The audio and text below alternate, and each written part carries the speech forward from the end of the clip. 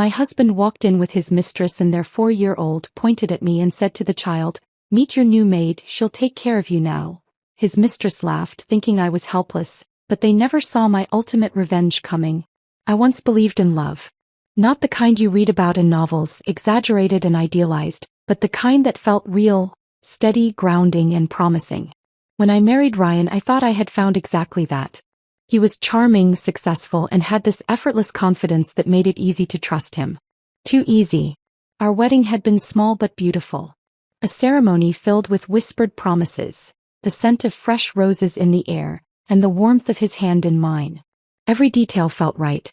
There were no red flags, no cold feet, only the certainty that I had made the right choice. At least that's what I convinced myself. Sometimes the deepest betrayals come from those we trust the most, but true strength is found in rising above them. If you believe in stories of resilience, justice, and reclaiming one's worth, subscribe and be part of this journey. Let's begin. 3 months had passed since that day, and I had settled into the quiet rhythm of married life. Ryan was a CEO of a mid-sized company, a man who was always busy, always moving. His schedule demanded frequent travel, but I had no reason to question it. He assured me it was just business. "I'll be gone for a few days," he would say, pressing a quick kiss to my forehead. "Don't wait up." And I never did. At first his absences felt normal. After all, success came with responsibilities, and I had no intention of being the kind of spouse who questioned every late night or business trip. I wanted to be supportive, understanding, a good partner. But as time went on, a shadow of doubt began creeping in, subtle at first, then impossible to ignore. It started with little things. A faint scent of perfume on his shirt that wasn't mine.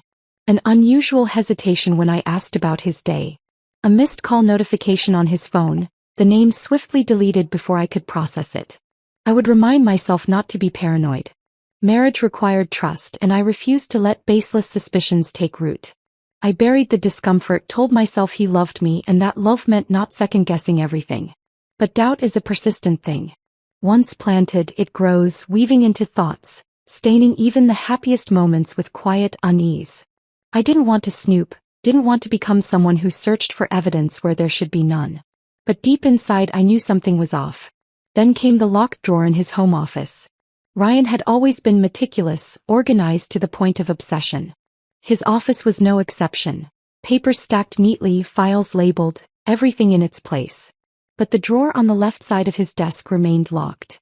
I noticed it one evening while tidying up, my fingers instinctively reaching for the handle.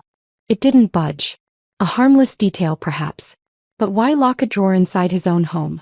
"Why do you keep this locked?" I asked casually one night, gesturing towards it. Ryan barely looked up from his laptop. "Confidential work files," he replied smoothly. "Just company policies." I nodded, pretending to accept his answer. But my instincts whispered otherwise. Our home was beautiful, yet it lacked something essential: warmth. I spent my days alone, wandering through rooms that felt more like an exhibit than a shared life. I decorated, cooked, read, and told myself I was happy. But happiness is a strange thing. It loses its luster when there's no one to share it with. Ryan called when he could, brief conversations that felt more like obligation than affection. "How was your day?" he would ask, but he never truly listened. The distance between us grew not in miles, but in the space we once filled with laughter and conversation. One evening as I was preparing dinner, I received a message from him. "Running late. Don't wait up." I stared at the screen, an ache forming in my chest. 3 months into marriage and I was already dining alone more often than not. That night as I sat at the table eating in silence, I let the truth sink in. This wasn't the life I had imagined. Something wasn't right. And I was done pretending otherwise. Determined to shake the doubts clinging to my mind, I decided to pay more attention. I observed the way he spoke, how his stories changed slightly each time he recounted a trip. The way he avoided eye contact when I brought up certain topics. How he never let his phone out of his sight. Then there was the moment I knew without a shred of doubt that something was wrong. Ryan had just returned from yet another trip, and as he greeted me at the door, I caught sight of his wristwatch. It was a sleek, expensive timepiece, one I knew well because I had gifted it to him. But today something was different. The leather strap was slightly darker, the edges more worn. It looked similar, but it wasn't the same one. I said nothing, merely smiled and welcomed him home. But my mind was racing. If he had lost the watch, why hadn't he told me? And if he hadn't lost it, then why did he need a second identical one? People don't replace things unless they have a reason to. I had no proof, no confirmation. But I no longer needed them. The dream was unraveling. Doubt turned into certainty and certainty turned into resolve. Ryan thought I was naive, that I would never question him, never dig deeper. But he had underestimated me. I began paying closer attention, listening, watching. I noticed the way his phone vibrated at odd hours, the way he always positioned it face down. Then one night while he was fast asleep, his phone lit up. A message. Curiosity burned through me, but I didn't reach for it. I didn't need to. Because at that moment I realized something even more important. I no longer cared about confronting him. I didn't need a dramatic revelation, didn't need to demand answers from a man who had already betrayed my trust. What I needed was something far greater, an escape plan. The realization was liberating. I had entered this marriage believing in a fairy tale, but fairy tales weren't real. What was real was the deception, the carefully spun lies, the life I had unknowingly walked into. Ryan was a puzzle with missing pieces, a book with entire chapters torn out. And I was done trying to make sense of him. I wasn't going to confront him. Not yet. Because confronting him meant giving him control over the narrative, allowing him to twist the truth, to manipulate, to gaslight. Well, if he had been playing a game all along, it was time I played one too. But on my terms. I continued to act normal. I smiled at him, kissed him goodbye before his trips, played the role of the unsuspecting wife. But inside I was already planning. This wasn't just about betrayal anymore. It was about justice. He thought he was untouchable, that I was just another piece in his carefully curated life. He had no idea that the woman he had so effortlessly deceived was about to become his greatest downfall. And the best part? He would never see it coming. This is just the beginning. The foundation has been laid, the pieces are falling into place. Now the real game begins. Ryan's deception had woven itself into every thread of our marriage, a carefully crafted illusion that I had unknowingly stepped into. But now I saw it for what it was, a performance. Every whispered promise, every absent-minded kiss before a trip, every I love you spoken out of habit rather than truth. I had spent months trying to force the pieces together, only to realize the picture they formed had never been what I thought. The clarity was sobering, and with it came something even stronger than betrayal. A purpose. I played my role perfectly, letting him believe I was the same oblivious woman who had once adored him without question. I greeted him with a smile when he returned from his business trips, listened to his half-hearted stories about long meetings and sleepless nights in hotel rooms. I nodded along, letting him think he still held the power. But inside I was waiting. Watching. Gathering every scrap of information that could be used against him. Then one evening everything changed. He arrived home later than usual, his shirt slightly wrinkled, his tie loosened in a way that told me he had put it back on hastily. I was standing in the kitchen pouring tea when he leaned against the doorway watching me. His expression was different. More relaxed, almost amused. "We need to talk," he said, his voice holding none of the usual warmth he faked so well. I turned, keeping my expression neutral. "About what?" He exhaled heavily, as if he were about to tell me something exhausting rather than life-altering. "I didn't marry you for love." The words weren't a revelation to me, but hearing them spoken aloud was like having the air knocked from my lungs. Still, I kept my face unreadable, gripping the handle of my cup a little tighter. He stepped forward, crossing the space between us with the kind of arrogance only a man who believed he was untouchable could possess. "You were convenient. So I needed someone who could take care of things for me, and you fit the role." A slight smirk played at the corner of his lips, as if he expected me to crumble, to plead for an explanation. But I remained silent, waiting for him to continue, for the final nail in the coffin of the marriage I had once cherished. He sighed as if burdened by the very conversation he had initiated. "There's something you should know," he said, running a hand through his hair. "I already have a child." The words hung in the air like a thick fog. He watched me, gauging my reaction, but I didn't flinch. If he was expecting shock, devastation, anger, he got none of it. I had already unraveled this truth on my own. What I wanted now was to hear him say it, to give me the ammunition I needed. His lips curled slightly, amused by my silence. "Didn't expect that, did you?" he continued, mistaking my composure for ignorance. Yeah. A son. 4 years old. I set my cup down carefully, the porcelain clicking softly against the counter. And his mother? I asked, my voice steady. His smirk deepened. She's around. But raising a kid? Not her thing. And he exhaled, shaking his head. I didn't want this either. Never planned for it. But things happen. Things happen. He spoke about his own child as if he were discussing an unfortunate inconvenience, something that had simply disrupted his well-orchestrated life. So you married me, I said, forcing the words through the tightness in my throat. He nodded. Because a stepmother is better than a nanny. The casual cruelty in his voice sent a chill through me, but I refused to let it show. I had spent months thinking I was the fool in this relationship, but in that moment I realized something. He was the fool. He believed he was in control, that I was nothing more than an obedient fixture in his life. He thought I would accept this without question, without consequence. But he had no idea who he was dealing with. He watched me expectantly, waiting for the emotional outburst he thought was inevitable. When it didn't come, he tilted his head slightly. No questions? No yelling? He chuckled, shaking his head. You really are something else. I offered a small, almost indifferent shrug. What's the point? You've already made up your mind. He studied me as if trying to determine whether my lack of reaction was genuine or a trick. But I had become an expert in masking my emotions, in playing the part he expected of me. You'll take care of him, he said after a moment. It wasn't a request. It was a statement, an expectation.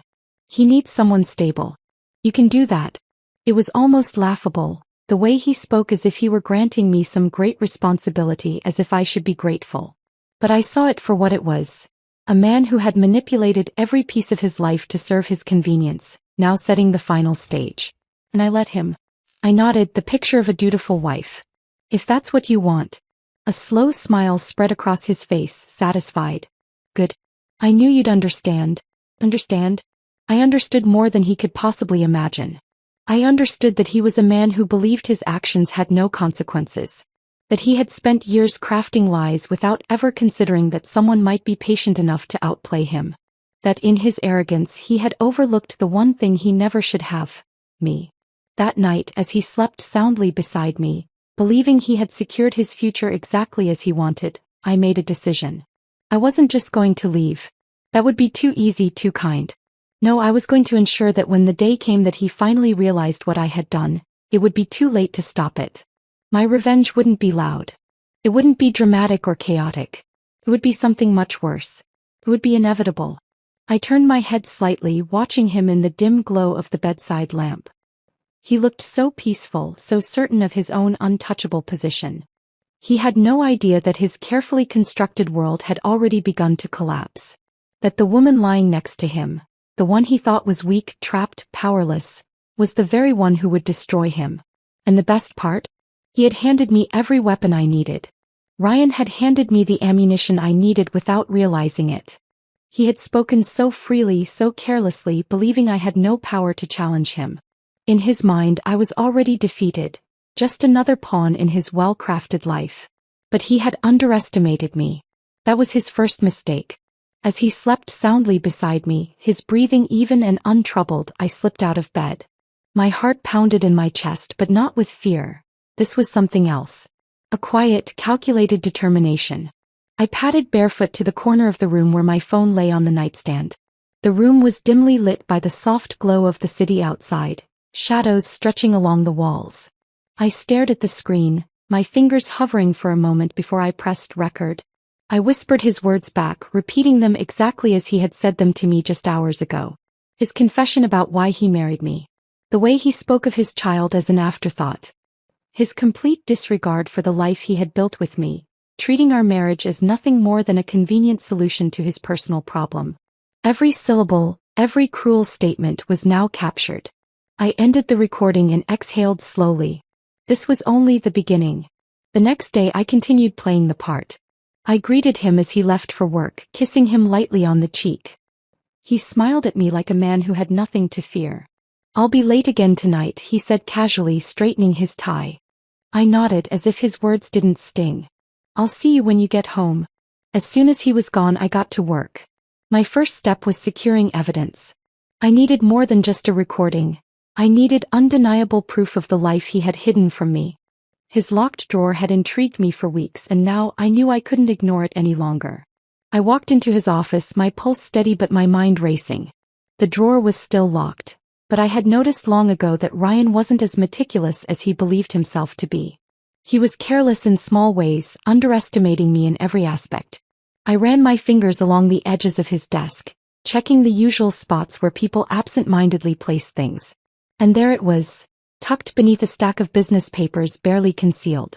A small silver key. I held it between my fingers for a moment before kneeling down, sliding it into the lock. A quiet click and the drawer opened. Inside, neatly stacked, were documents. I sifted through them quickly, scanning the contents. Then I found it. A birth certificate. A bank account under his child's name. Receipts for expensive gifts, plane tickets, hotel bookings. Things that had nothing to do with his so-called business trips. He had been living two lives, one where he played the devoted husband, another where he played the reluctant father. I pulled out my phone and took photos of everything. This wasn't just for me, this was my insurance. If I was going to take him down, I needed leverage. By the time I had locked the drawer again and placed the key back exactly where I found it, my plan had solidified. Now I needed patience. The next few days passed in a blur of carefully measured steps. I didn't confront him. I didn't act any differently. I simply observed. Each evening as he returned home late, I memorized every detail. How he smelled of perfume that wasn't mine, how his expression seemed slightly rehearsed when he spoke to me. The small moments of hesitation in his answers, the way his phone never left his side. And when he slept, I listened. Ryan had always been a heavy sleeper and I took advantage of it. I unlocked his phone one night, carefully angling his finger against the sensor while he was in deep sleep. My hands didn't shake, my breath remained even. I wasn't afraid. His messages confirmed what I already knew. Conversations with his mistress were casual, filled with short responses and dismissive remarks. He was keeping her at a distance just as he kept me. She doesn't suspect anything, he had written. She's too soft for that. Soft. That was what he thought of me. I smiled slightly, tucking the phone back where it was. Ryan had unknowingly built the foundation of his own downfall. A week later, I received a call that changed everything. It was from an unknown number, a woman's voice sharp and impatient on the other end. I need to talk to you. I didn't recognize her at first, but then she said his name. Ryan. She was his mistress. I felt a strange kind of amusement settle in my chest. She thought I was the clueless wife just as he had. What do you want? I asked, my voice calm. I want you to back off, she said bluntly. Ryan's not going to stay with you. He's only with you for his son. And once the kid is old enough, he'll leave you too. The arrogance in her voice was almost laughable. She had no idea how deep my plans already ran. I let her speak, feeding her confidence. The more she talked, the more she revealed. About their meetings, about how he promised her he was only waiting for the right time to leave. About how he had made a fool of me. I thanked her politely before ending the call. Then I sat there for a long moment, staring at my reflection in the darkened screen of my phone. Soft. That was what they thought of me. They had no idea that I was already 10 steps ahead. The beauty of silent betrayal was that no one saw it coming. Ryan thought he controlled the narrative, but I had rewritten the ending. His mistress thought she had the upper hand, but she was just another piece on my board. I wasn't just collecting evidence, I was collecting their secrets, their lies, their mistakes. Every careless word, every misstep, was another tool in my hands. I was going to ruin him, but I wasn't going to do it in anger. Anger was predictable. Anger made people reckless. No, I was going to do it with patience. With precision. I was going to make sure that when he fell there would be no way back up. And the best part? He still had no idea what was coming. Soft. That was the word they kept using. Ryan, his mistress, they both believed I was weak, that I would accept whatever life they decided to hand me. They thought I had no choice, that I would remain the passive wife, too naive to fight back. They had no idea they had just given me every reason to destroy them. The phone call with his mistress lingered in my mind, not because of what she said, but because of how easily she had spoken. She truly believed she was in control, that she had already won. I let her believe that. I let Ryan believe it too. Because the longer they underestimated me, the more devastating my revenge would be. And then the moment I had been waiting for arrived. Ryan walked into the house late one evening, but this time he wasn't alone. I was in the living room pretending to read a book when I heard the front door open. The weight of multiple footsteps echoed across the marble floor. I didn't move, didn't react, but I knew. This was it. The final insult. His voice rang out, casual, unaffected, as if he were greeting an old friend. "We're home. I turned my head slowly, my heart steady, my breathing even. And there they were. Ryan stood with his usual smug expression, a look of quiet satisfaction playing at the corners of his lips. But it wasn't just him. Beside him stood a woman I had never met in person but knew all too well. His mistress. And clinging to her hand was a boy. His son. A 4-year-old child with Ryan's sharp features and dark hair, looking up at me with wide, innocent eyes. Ryan's gaze flickered to the boy before turning back to me.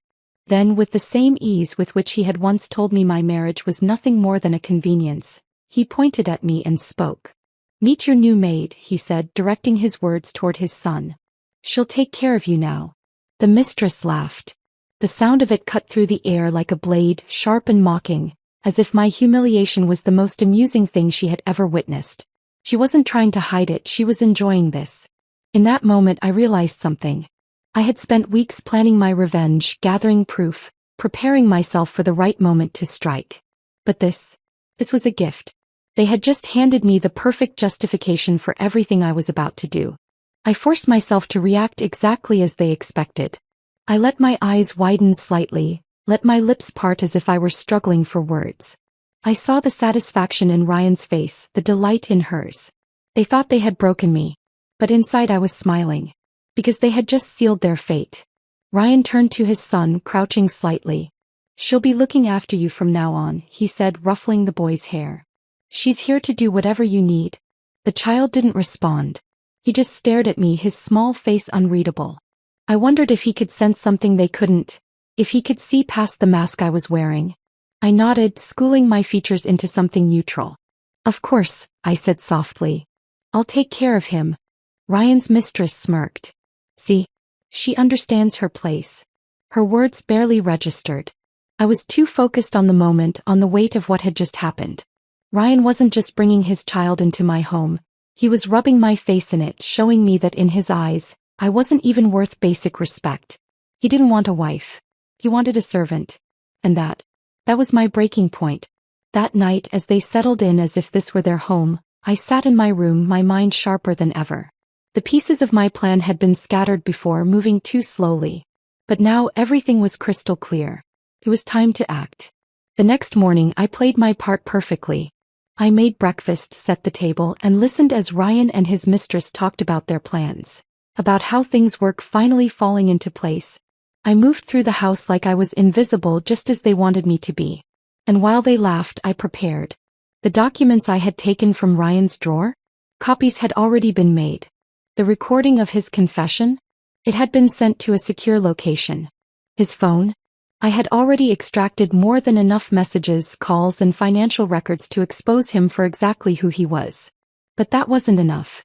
Because I didn't just want to ruin him. I wanted him to watch as everything he thought he controlled slipped right through his fingers. I had already started planting seeds with his son. Small, careful conversations, questions asked at the right moments. I didn't tell him anything outright, I didn't have to. Children sense things even when adults think they don't. And this child? He was already beginning to sense the truth. The first time I played Ryan's recorded words near him, it was subtle. I left my phone on the counter, letting the recording play faintly as I stepped away. Ryan's voice filled the air, casual, indifferent. I didn't want a kid. I never planned for it. The boy froze. His tiny hands clenched into fists. His eyes, so much like Ryan's, darkened.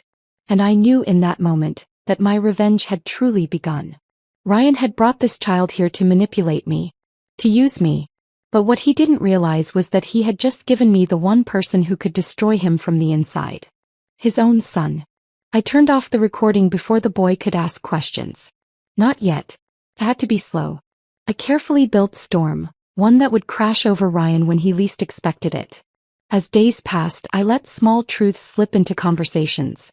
I treated the boy with genuine kindness, never forcing anything, never saying too much. But I saw it. The shift. He started asking questions. Started noticing the way his father spoke to me, the way his mother laughed at me, the way I never spoke back. One night as I tucked him into bed, he looked up at me with those same dark eyes. "Are you happy?" he asked. The question caught me off guard, but I smiled gently. "Why do you ask?" He hesitated. "You don't laugh like they do." I ran my fingers through his hair, my heart twisting. Not for me but for him. He was already beginning to understand the kind of people his parents were. I didn't answer his question. Instead I whispered, "Good night." He stared at me for a moment longer before closing his eyes. I stepped out of the room and met Ryan's gaze in the hallway. He had been watching. "Getting close, huh?" he remarked, his voice laced with amusement. I smiled, but inside I was laughing. Because he had no idea that his perfect little world had already begun to collapse. And the best part?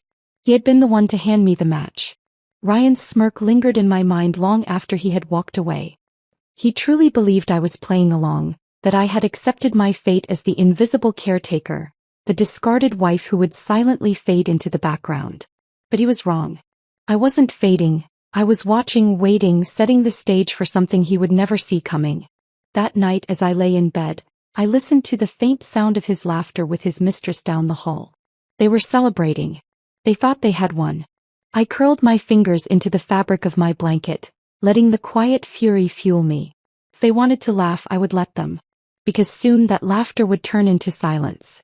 The first step of my plan was simple. Patience. Revenge wasn't about immediate action. It was about control, about making sure every move was so precise, so calculated, that by the time the target realized what was happening, it was already too late. And my first tool? His own son. The boy had already started asking questions, but I knew that wasn't enough. I needed to make him see. Not by telling him outright. I would never speak against his father directly. That would only make him resist. Instead, I guided him toward the truth, letting him discover it piece by piece, so that when the realization finally hit, it would be something he accepted on his own. One evening, as I was helping him with a puzzle in the living room, I let my phone play a quiet recording. Just enough for his small ears to catch the words without it seeming intentional. Ryan's voice filled the air, casual, indifferent. "I didn't want a kid. I never planned for it." The boy froze. His little fingers, which had been reaching for a puzzle piece, trembled slightly. His wide eyes lifted to me, confused. "Who said that?" I acted quickly, pretending to fumble with my phone as I shut it off. "Oh," I said softly, feigning regret. "That was just an old recording. Forget about it." But he didn't forget. He sat there staring at me, his young mind working through the words he had just heard. I could see the storm brewing in his small features. He didn't cry, didn't say anything right away. But I knew he was thinking about it. And once a child starts questioning, they never stop. The next few days he was quieter. He watched his father differently, his little brows furrowed in thought. I noticed how he hesitated before running to Ryan when he returned home, how he didn't immediately reach for his father's hand like he used to. Ryan was too absorbed in his own world to notice the shift. But I did. One evening as I tucked him into bed, he asked, "Do parents always love their kids?" I stilled, my fingers tightening around the blanket I was pulling over him. It was an innocent question, spoken with the raw vulnerability only a child could have. I forced my voice to remain steady. "Why do you ask?" He bit his lip, staring up at the ceiling. "Just wondering." I sat down beside him, brushing his hair back gently. "Parents should love their children," I said carefully. "But sometimes grown-ups don't always do the right thing." His small hands clenched the blanket. "But they should." A lump formed in my throat, but I swallowed it down. "Yes," I whispered. "They should." The next phase of my plan involved Ryan himself. If I wanted his son to see the truth, I needed to give him more moments of clarity. Moments where he would realize on his own who his father really was. So I began planting the seeds. At dinner, when Ryan would talk about his so-called hard work providing for his family, I would glance at his son, just briefly, letting the child see the unspoken weight in my eyes.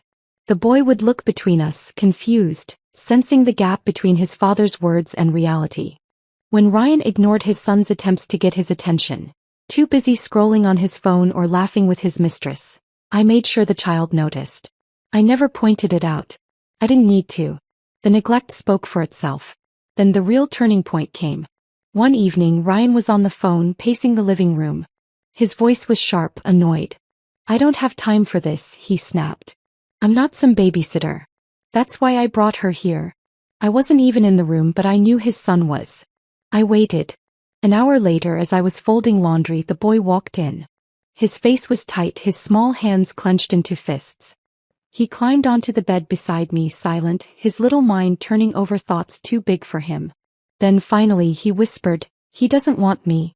The words were barely audible, but they struck with the force of a storm. I turned to him, my chest tightening.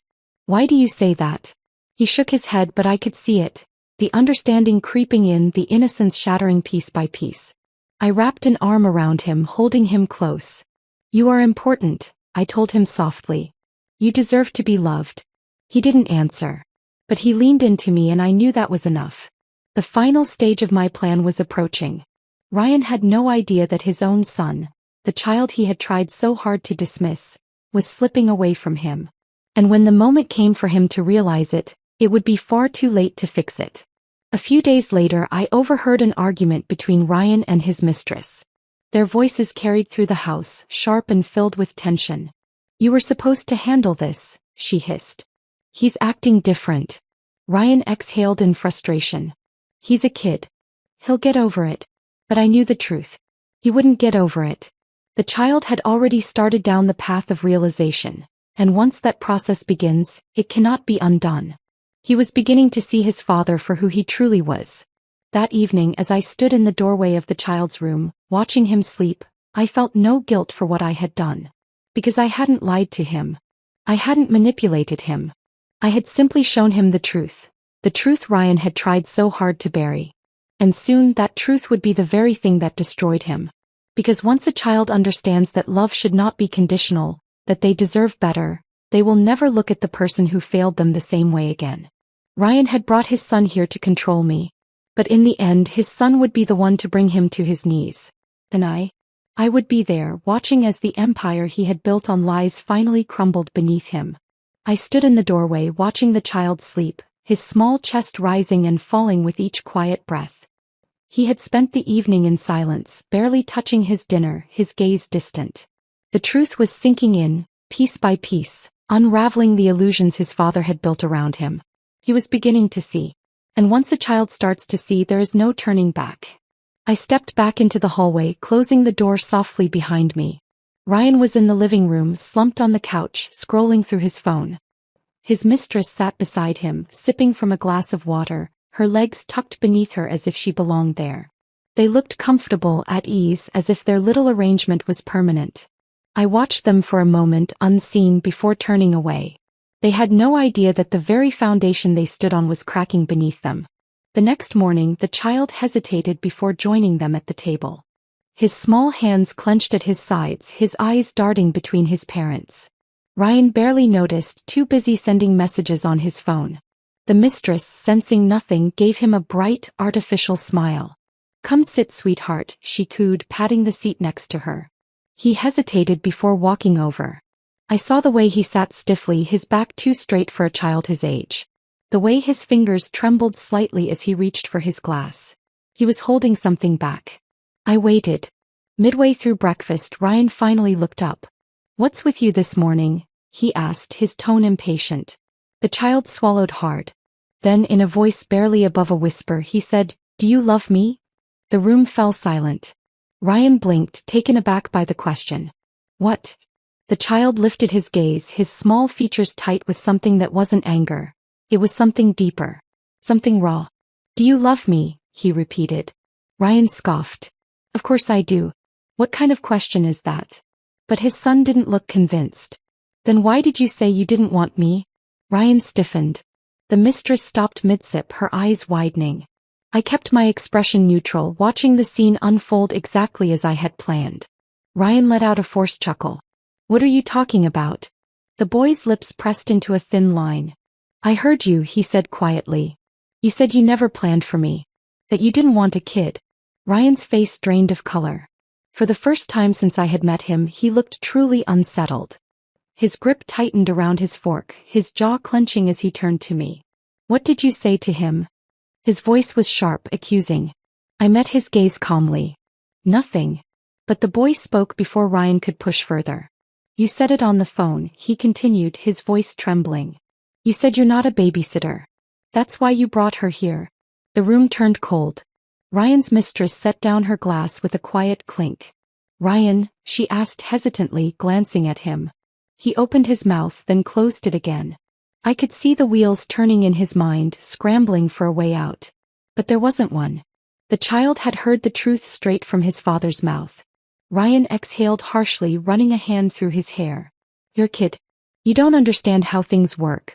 But his son wasn't backing down. I understand enough. His voice was no longer trembling. It was steady. Certain. Ryan let out a frustrated sigh, pushing his plate away. I don't have time for this, he muttered, standing up. The boy flinched. And that was it.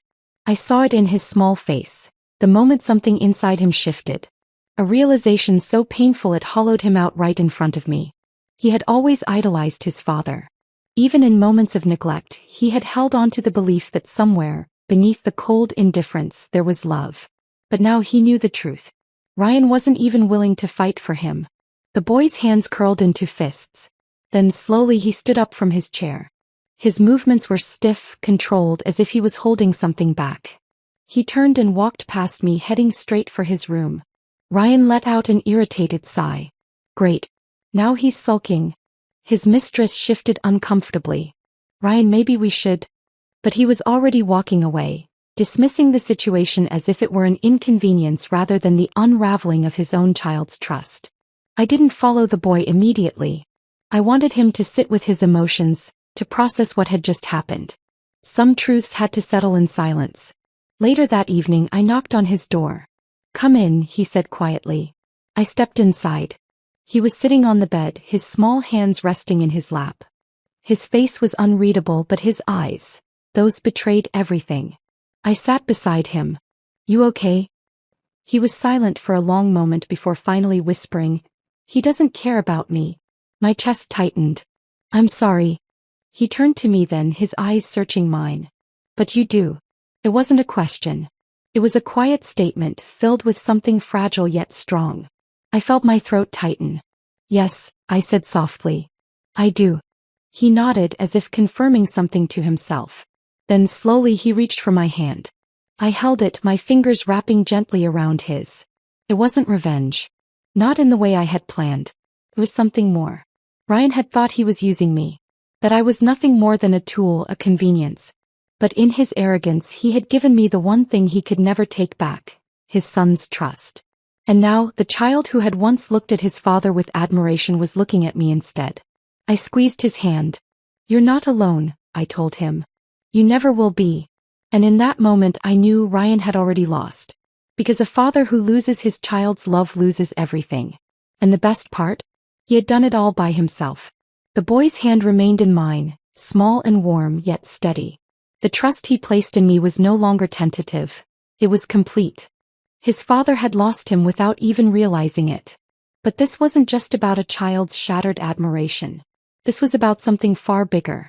Ryan had spent months believing he controlled everything. That he could manipulate the people around him, mold them to his liking, and discard them when they no longer served a purpose. But in his arrogance, he had overlooked the quietest force in the room, the one who had been watching, waiting, planning. Me.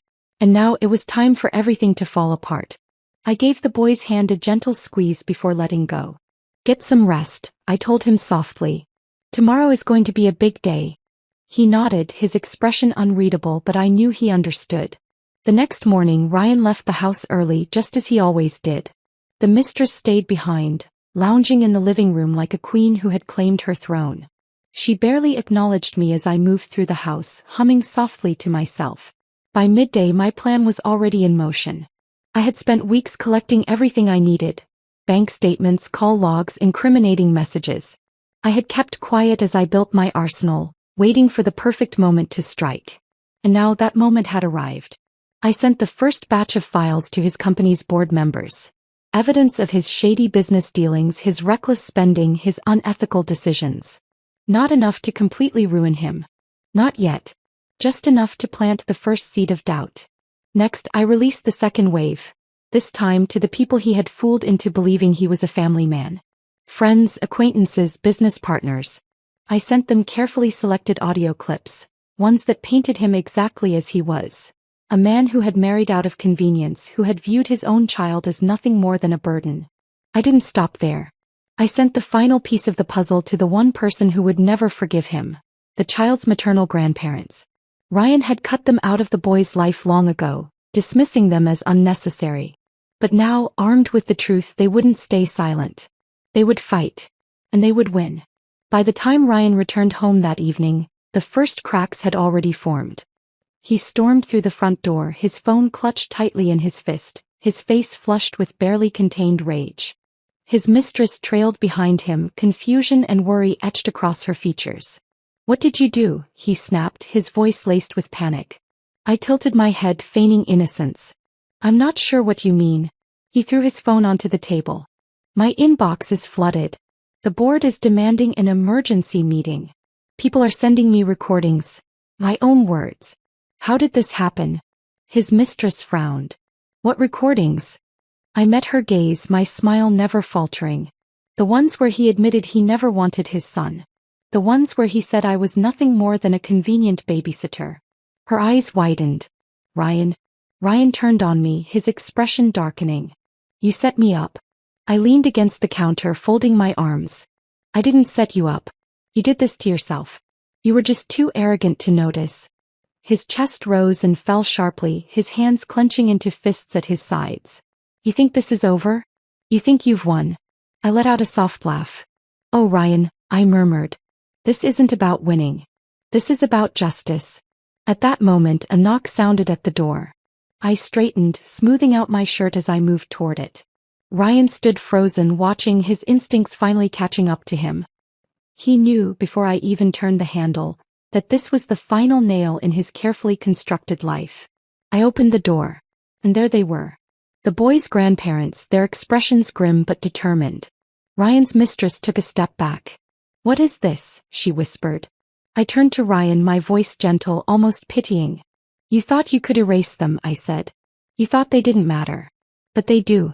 Ryan's face twisted, a mix of anger and disbelief. "You have no right." "Actually," the grandmother cut in, her voice steel, "we have every right." "No. We have the evidence to prove it." I stepped aside, allowing them entry. Ryan moved to block them, but the grandfather held up a hand. "I suggest you don't," he warned. "This isn't a request. This is happening." The boy stepped forward from behind me, his eyes locking onto his father's. Ryan's confidence wavered. "Son," he started, his voice uneven, desperate. "You know But the boy didn't wait to hear the rest. He turned his back on his father and walked straight into his grandparents' waiting arms. Ryan inhaled sharply, his hands shaking at his sides. "You can't do this." His mistress grabbed his arm. "Ryan, what is happening?" I smiled, slow and victorious. "Your reign is over." The grandmother wrapped an arm protectively around the child. "We'll be taking legal action," she informed Ryan coldly. "And with everything we have? You won't win." Ryan turned to me, his eyes burning with fury. "You did this." I met his gaze head-on. "Yes, I did." For the first time, true panic flickered across his face. He had always thought he was untouchable, that no one could outmaneuver him. But now, standing in the wreckage of his own making, he finally understood. He had lost everything. And the best part? He had done it all to himself. I turned to the boy, offering him a reassuring smile. He returned it, small but certain. Then, hand in hand with his grandparents, he walked out the door, leaving his father behind. Ryan staggered back, pressing a hand against the table as if steadying himself. "You'll regret this," he hissed. I shook my head, calm and unwavering. "No, Ryan. The only one with regrets here is you." And with that, I walked away, leaving him to watch as his carefully constructed life crumbled to dust. I didn't look back. As I walked away, leaving Ryan standing there in stunned silence, the weight that had once suffocated me lifted. The house that had felt like a prison was nothing more than walls and furniture now. A place that no longer held me captive. Outside, the air was crisp, a silent promise of a new beginning.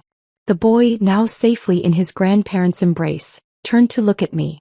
There was no confusion in his eyes anymore, No desperate hope that his father would change. Only understanding. He didn't say a word. He didn't have to. I gave him a small nod, one that said everything he needed to hear. You're free now. Then they left, disappearing into the evening, their presence lingering only in the relief that settled deep in my chest. Back inside, the reality of what had just happened finally seemed to crash over Ryan. His mistress was speaking in hushed, urgent tones, her panic growing by the second, but he barely registered her. His hands were gripping the table so tightly his knuckles turned white. His voice when he finally spoke was hoarse. You think this is over? I turned, meeting his gaze with calm finality. It is over. His jaw tightened. I can fix this. I tilted my head, amusement flickering through me. Fix what, Ryan? Your child is gone. His grandparents have more than enough evidence to keep him out of your reach forever. Your business? That board meeting you're being called into? It's not just a slap on the wrist. You're about to lose everything. His mistress inhaled sharply. What? Ryan didn't answer her. His focus was on me now, his mind racing, calculating, trying to find a way out. He had always believed he was untouchable, that no matter what happened he could twist the situation in his favor. But now, there was no version of this where he came out on top. And he knew it. I walked toward him, slow and deliberate. You spent months thinking you had me trapped, I said, my voice even. You lied to me. You humiliated me. You thought I was nothing more than a convenience, a placeholder in the life you actually wanted. His throat bobbed as he swallowed hard. I smiled. And yet here we are. A shaky breath escaped him. I warned you once, I cut him off smoothly. That love and loyalty are choices. You made yours. His mistress took a step back, as if finally realizing that the man she had hitched herself to wasn't quite as powerful as she once believed. I glanced at her briefly. I'd suggest you get out while you still can. She didn't argue. She grabbed her purse from the couch, her hands trembling slightly. Ryan, He turned on her, his patience snapping. Not now. She hesitated for a second too long before shaking her head, as if seeing him clearly for the first time. Then without another word she walked past me and out the door. Ryan let out a ragged exhale, dragging a hand down his face. For the first time he looked tired. Defeated. I studied him, the man who had once held every advantage over me now standing in the ruins of his own making. A bitter part of me thought I should feel something. Vindication, triumph, even satisfaction. But all I felt was peace. It wasn't just about revenge anymore. It was about freedom. I turned and picked up my bag, the last thing I owned in this house. Ryan's head snapped up. Where are you going? I let out a soft chuckle. Oh, Ryan, I murmured. You don't get to ask me that anymore. I didn't wait for his response. I didn't need it. I walked to the door, stepping through without hesitation. The night air wrapped around me, carrying with it the final remnants of the past. And then I was gone. In the weeks that followed, everything unfolded exactly as I had planned. Ryan's company crumbled under the weight of its own corruption.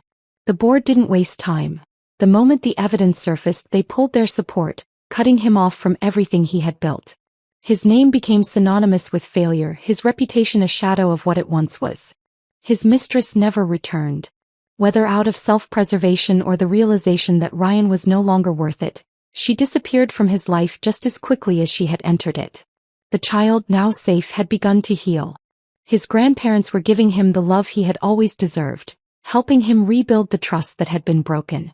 I still checked in from time to time, ensuring he knew he wasn't alone. As for me, I had no regrets. My life was no longer defined by the choices Ryan had made. I was no longer the woman waiting in the shadows, wondering if I was enough. I was no longer bound by the limitations he had set. I was free. One evening, I stood on the balcony of my new apartment, the city lights stretching endlessly before me. A different life, a different beginning. My phone buzzed beside me. A message. Unknown number. You took everything from me. I stared at the words, a slow smile forming. He still didn't get it. I didn't take anything from him. He had destroyed himself. I typed out a single reply before blocking the number. No, Ryan. I just let you feel the consequences of your own choices. I set my phone down, exhaling as I leaned against the railing. The past was behind me. And the future? It was entirely mine.